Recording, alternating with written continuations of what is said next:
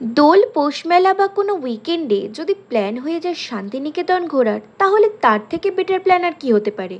সবুজ প্রকৃতির মাঝে নিরিবিলি শান্ত একটা জায়গায় গিয়ে কয়েকটা দিন কাটাতে আমরা সবাই পছন্দ করি, আর তাতে আমাদের রিফ্রেশিংও লাগে আর মনটাও শান্ত হয়ে যায়। আর এই ভিডিওতে তোমাদের সাথে সেই শান্তিনিকেতনে গিয়ে থাকার মতো একটা খুব ভালো হোমস্টের খোঁজ দেব।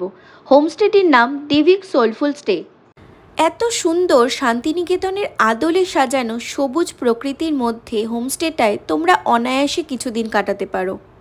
রুমটা ছিল খুব সুন্দর সাজানো গোছানো, বেশ কিছু রিয়েল প্ল্যান্টস রাখা ছিল, আর পুরো ঘরটায় ছিল নানান পটচিত্র। রুমে এসি, মিনি একটা ফ্রিজ, শান্তিনিকেতন আদলে একটা আলমারি, চেয়ার টেবিল, নিজের মতো করে কফি চা বানিয়ে নেওয়ার সরঞ্জাম সবটাই ছিল। ড্রয়িং রুমটাও ছিল খুব সুন্দর করে সাজানো। এত ক্রিয়েটিভিটি সত্যি এই হোমস্টেটায় বুঝিয়ে দিচ্ছে আমরা শান্তিনিকেতনে আছি।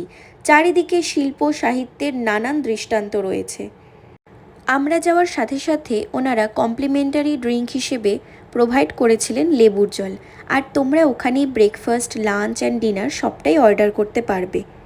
সিঁড়ি দিয়ে ওঠার সময়ও দেখা যাচ্ছে যে গ্রাম বাংলার চিত্রটা এখানে কত সুন্দরভাবে ফুটিয়ে তোলা হয়েছে। চারিদিকে নানান শিল্পী এবং তাদের শিল্পসত্তার নিদর্শন, সত্যি মনটা ভরিয়ে দেয়।